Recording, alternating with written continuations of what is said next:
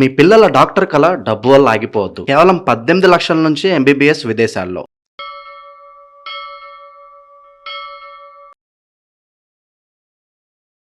అందరికీ నమస్కారం. నేను శిరీష. ప్రస్తుతం మనతో పాటు ఉన్నారు ప్రముఖ ఆధ్యాత్మికవేత్త ఉషా వేమూరి గారు. అమ్మతో మాట్లాడదాం. అంతకంటే ముందు ఇలాంటి ఆధ్యాత్మిక పరమైన విషయాల గురించి తెలుసుకోవడానికి ఇప్పుడే మన ఛానల్ ని సబ్స్క్రైబ్ చేసుకోండి.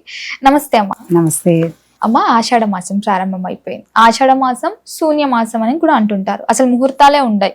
ఎందుకు ఉండయి అంటారు? ఆషాఢ మాస విశిష్టత ఏంటి? చేయాల్సిన పనులేంటి? చేయకూడని పనులేంటి? ఒకసారి తెలియజేయండి. తప్పకుండా.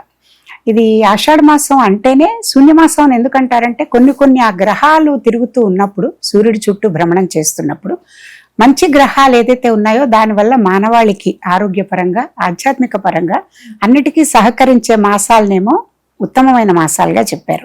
ఇది శూన్యమాసం అని ఎందుకన్నారంటే ముఖ్యంగా ఇది చాతుర్మాస దీక్ష. ఇప్పుడు మన 17వ తారీఖు నుంచి మనకి దక్షిణాయనం వచ్చింది.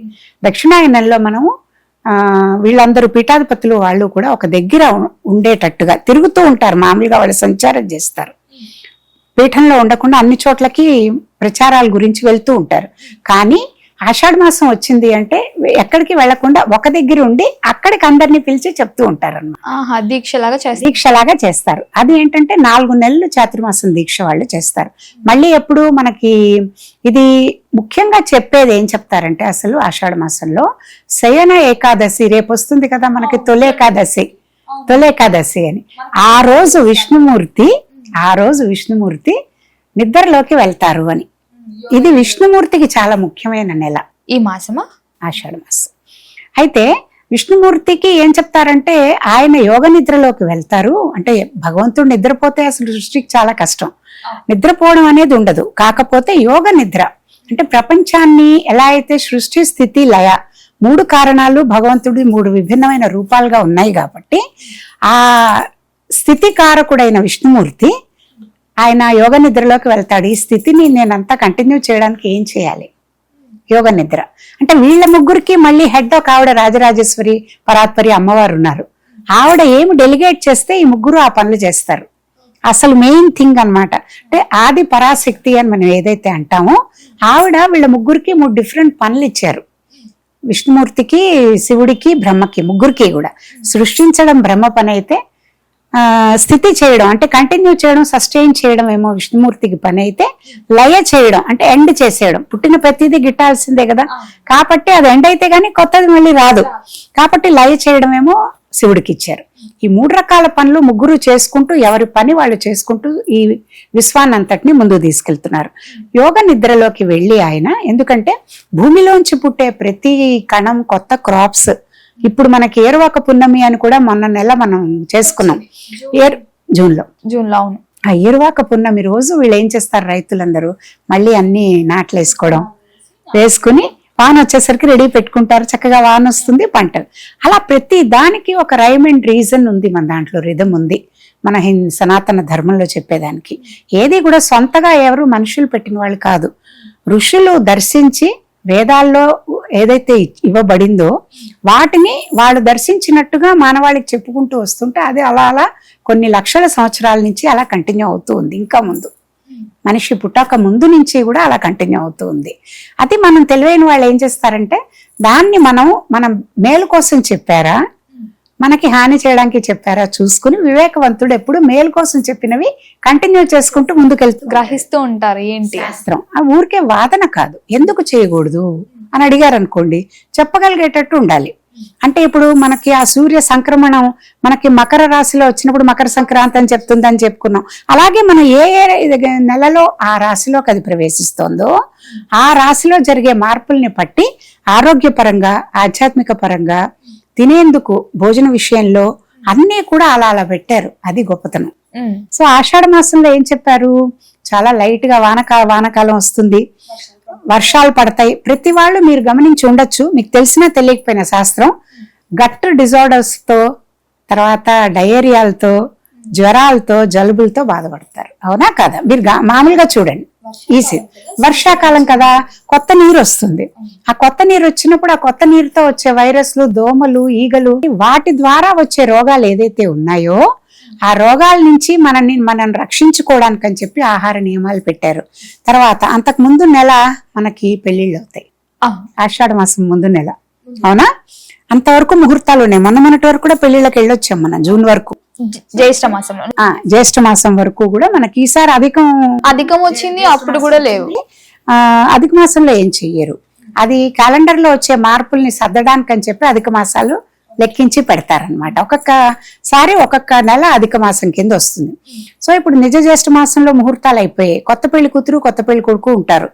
వాళ్ళు యూజువల్ గా ఈ ఆషాఢ మాసంలో కనుక ఒక దగ్గర ఉండి అత్తగారి దగ్గరికి అమ్మాయి వెళ్ళడం అనేది ఆనవాయితీ కాబట్టి, పెళ్ళయ్యాక అత్తగారింటికి వెళ్తే వాళ్ళిద్దరూ గనక కొత్తగా పెళ్ళైన వాళ్ళు కాబట్టి వాళ్ళు శారీరక ధర్మంగా, తర్వాత మామూలుగా వాళ్ళకి ఉండే ధర్మం, గృహస్థాస్త్ర ధర్మం నిర్వహిస్తున్నారు కాబట్టి వాళ్ళు అందులో భాగంగా గనక వాళ్ళిద్దరూ కలిస్తే పుట్టే పిల్లలు మంచి ఎండాకాలంలో పుడతారు. పుట్టకూడదు, కలవకూడదు, హెల్తీగా ఉండరు. ఇప్పుడు ఫామ్ అయ్యే ఇప్పుడు యూటరస్ గట్టిపడి ఆవిడకి ఆ ఫీటస్ గట్టిపడే టైం అంతా కూడా చాలా వీక్ గా ఇదిగా ఉంటుంది. తనకే ముందు రోగాలు అవన్నీ. ఫస్ట్ 3 months చాలా ఇంపార్టెంట్, చివరి 3 months ఇంపార్టెంట్. ఈ 3 నెలలు అయ్యి తట్టుకుని నిలబడేంత శక్తి కూడా ఉండదు. రెండవది డెలివరీ, ఇప్పుడు కన్సీవ్ అయిన వాళ్ళకి డెలివరీ సమ్మర్ లో అవుతుంది, మంచి ఎండ. అందుకని ఇవన్నీ ఆలోచించి పెద్దవాళ్ళు ఏం చెప్పారంటే, శరీరానికి పుట్టబోయే బిడ్డ ఆరోగ్యాన్ని కూడా దృష్టిలో పెట్టుకుని వీళ్ళకి ఆషాఢ మాసంలో అబ్బాయి వాళ్ళ ఇంట్లో, అమ్మాయి ఉండకూడదు, కొత్త పెళ్లి కూతురు అమ్మ వాళ్ళ ఇంటికి వెళ్ళిపోవాలని పెట్టారు. అది మూఢనమ్మకం అని చెప్పలేం. ఒకవేళ ఈ రోజుల్లో మనకి ఇప్పుడు మీ అందరూ ఉన్నారు, ఉద్యోగాలు చేసుకుంటాం, మేము అందరం ఉద్యోగాలు చేసుకున్నాం.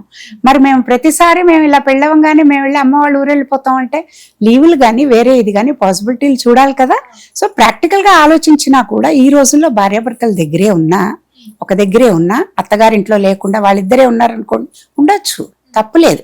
కాకపోతే మైండ్ఫుల్ గా ఉండి ఇలాంటి వాటి వల్ల వాళ్ళకి జరిగే కీడేమిటి అని గనక చూసుకుంటే వాళ్ళకి ఎటువంటి ఇబ్బందులు లేకుండా ఉంటాయి. చాలా వరకు ఆషాఢ మాసంలో గోరింటాకు కూడా పెట్టుకుంటూ ఉంటాం. ప్రధానంగా ఏ మాసంలో పెట్టుకున్నా పెట్టుకోకపోయినా ఆషాఢ మాసంలో. ఇప్పుడు మీరు కూడా నేను కూడా నిన్ననే పెట్టుకున్నాను, ఎందుకంటే గుర్తొచ్చింది ఆషాఢ మాసం వచ్చింది, పెట్టుకోవాలి అని మనకు ఒక సాంప్రదాయంగా వస్తోంది.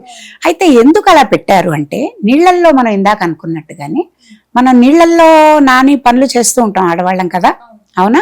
సో నీళ్లలోంచి వచ్చే ఆ కొత్త కొత్త జీవాలు ఏదైతే పుట్టుకుంటూ వస్తాయో వాటి వల్ల మనకి కాలు పగుళ్ళు, చేతులకు కొంచెం ఇలాంటివన్నీ ప్రాబ్లమ్స్ రావడము, ఇన్ఫెక్షన్స్ కలగడం ఆ కొత్త నీరు వల్ల ఇవన్నీ వస్తాయి. కాబట్టి నీళ్లలో ఎక్కువ పనిచేసే వాళ్ళకి గోరింటాకు చాలా మంచి ఔషధం.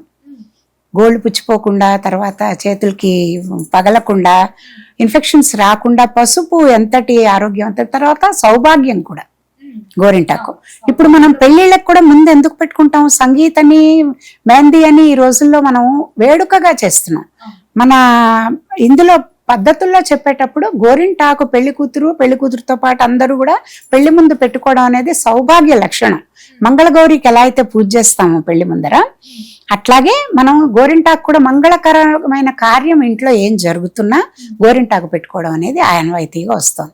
ఎప్పటి నుంచో అందరూ కలిసి పెట్టుకోవడం.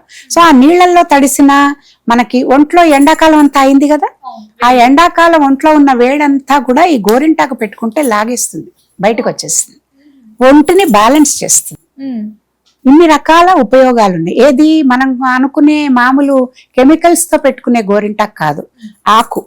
గోరింట ఆకులో చాలా మంచివి ఔషధ గుణాలు ఉన్నాయి కాబట్టి ఆయుర్వేదం ఏం చెప్తుందంటే, ఆ ఆకుని నూరి దాంట్లో నిమ్మకాయో ఏదో కొంచెం పెరుగో ఏదో వేసి కలర్ రావడం కానీ దాంతో పెట్టుకున్న గోరింటాకు ఒంట్లో ఉన్న అతి ఉష్ణం, వేడి లాగేస్తుంది అనమాట ఈ సీజన్ కి. సో ఈ సీజన్ కి మనం సమాయత్తం చేసుకోవడానికి అని చెప్పేసి గోరింటాకు. అమ్మ, ముఖ్యంగా మరి ఈ ఆషాఢ మాసంలో ముహూర్తాలు అస్సలు ఉండవు. ఏం చెయ్యొచ్చు అంటారు, ఏం చేయకూడదు అంటారు ఆషాఢ మాసం? ఇప్పుడు మామూలుగా మనకి ఇది శూన్యమాసం అన్నప్పుడు కొన్ని పనులకు అసలు పనికిరాదు. గృహప్రవేశాలు, పెళ్లిళ్ళు, ఉపనయనాలు, తర్వాత కొత్త ఇంట్లోకి మనం వెళ్లేందుకు కానీ, కొత్త పని శంకుస్థాపనలు చేసి మొదలు పెట్టడం గానీ, ఈ రెంట్ రూమ్లలో కూడా వెళ్ళకూడదా? చేయకూడదు. శ్రావణం వస్తుంది కదా, అప్పుడు చేసుకోవాలి. ఈ ఆషాఢ మాసంలో మటుకు ముహూర్తాలు ఉండవు. ఎందుకంటే మంచి రోజులు కాదు కాబట్టి అని. అంటే వానాకాలం కదా ముఖ్యంగా. సో ఆ వానకి పూర్వకాలం అంతా మంది ఏంటి, వ్యవసాయ ఆధారిత దేశం మంది, అగ్రో బేస్డ్ కదా. ఇప్పుడంటే మారింది, కానీ అగ్రికల్చర్ చేసుకోవడానికి ప్రతి వాళ్ళు తండ్రి కొడుకు ఆడవాళ్ళు కూడా వీళ్ళకి మళ్ళీ అన్ని తయారు చేసి ఇవ్వడానికి అక్కడ పొలం పనులకు కూడా కొంతమంది ఆడవాళ్ళు వెళ్ళేవాళ్ళు. వీళ్ళందరూ అక్కడికి వెళ్తారు కాబట్టి ఆ బిజీలో ఉంటారు. వాళ్ళు అంత కష్టపడి పండిస్తే కానీ మనందరికి మిగతా వాళ్ళకి భోంచేయడానికి ధాన్యాలు దొరకవు కదా. సో ఆ టైం అంతా వాళ్ళు పొలం పనుల మీదే ఉంటారు. ఇంకా వేరే పనులు శుభకార్యాలు అవి చేసుకోవడం కూడా ప్రాక్టికల్ గా ఆలోచించిన కష్టం. రెండోది ఆ వానకి వీటికి వీళ్ళు అనుకున్నట్టుగా పనులు ఫాస్ట్ గా అయ్యే అవకాశాలు ఉండవు. ఒక విధంగా ఆలోచిస్తే ఇది కూడా ఒక కారణమేమో అనిపిస్తుంది, మూఢనమ్మకం కాకుండా. రెండోది ఏంటి, ఇప్పుడు మనం అనుకున్నట్టుగానే శయనేకాదశి కూడా వస్తుంది. విష్ణుమూర్తికి పడుకుని నిద్రపోయి యోగ నిద్రలో ఉండే కాలం కాబట్టి దేవుడు మేల్కొని ఉన్నప్పుడు మనం చేసే పనులు ప్రేయర్స్ ఆయనకి డైరెక్ట్ గా అందుతాయి అని ఒక నమ్మకం. ఆయన నిద్రపోతారా అంటే నిద్రపోరు, కానీ యోగ నిద్రలో ఉండి ఆయన పరాకుగా ఉన్నప్పుడు మనం పూజలు చేయడం ఏంటి? మనకి ఏదైనా మేలు జరగాలంటే ఆయన మేల్కునుండి మన పూజ వింటూ ఉన్నప్పుడు కదా మనం చెయ్యాలి అనే ఒక నమ్మకంతో ఈ 4 నెలలు వీళ్ళు ఏంటంటే ఈ ఆషాఢ మాసం ముఖ్యంగా శూన్యమాసంలో ముహూర్తాలు పెట్టుకోరు పూజలు. కాకపోతే నిత్య పూజలు నైమిత్తిక పూజలు ఏదైతే ఉన్నాయో పితృకార్యాలు అవన్నీ ఆపడానికి లేదు. మనం అలా చేసుకునేవన్నీ చేయాల్సిందే. ఇప్పుడు ఎవరిదైనా వాళ్ళ ఆషాఢ మాసంలో వాళ్ళ తల్లో తండ్రో ఎవరైనా పెద్దవాళ్ళు వెళ్ళిపోయి ఉన్నారు, తప్పనిసరిగా వాళ్ళకి ఆషాఢ మాసంలో మనం పితృకార్యం చేయాలి. ప్రతి సంవత్సరం మనం చేసి అవి ఆపకూడదు. ఓన్లీ వేడుకలు గృహప్రవేశాలు ఇలాంటివి ఏమున్నాయో అలాంటివి మటుకు చేయకుండా, శుభకార్యాలు చేయకూడదు అంతే. తర్వాత ఇది మన మామూలుగా అమ్మాయిలకి ఎవరికైనా డెలివరీలు అయ్యాయి, సీమంతం చేయొచ్చా? డెఫినెట్లీ చేయొచ్చు, ఆషాఢ మాసం పనికి రాపోయినా. ఎందుకంటే మరి ఇది ఎలా చేస్తారు, 21వ రోజు 13వ రోజు 29వ రోజు ఇట్లా పెడతారు వాటికి. సో డెలివరీ 365 days 24/7 అవుతూనే ఉంటాయి కదా. పుట్టేవాళ్ళు పుడుతూనే ఉంటారు, గిట్టేవాళ్ళు గిడుతూనే ఉంటారు. అలా ఉన్నప్పుడు మరి వాళ్ళకి ఆ రోజు స్పెసిఫిక్ గా చేసేది శిశువు మేలు కోసం మనం చేస్తున్నది తప్పనిసరిగా చేస్తారు. దానికి అది వేడుకలాగా అనుకోరు అనమాట. అలా కొన్నిటికి ఎగ్జంప్షన్స్ ఉన్నాయి. శుభకార్యాలు మటుకు ముహూర్తాలు పెట్టుకో. అమ్మ మొత్తం మీద ఆషాఢ విశిష్టత గురించి తెలియజేసినందుకు ధన్యవాదాలు.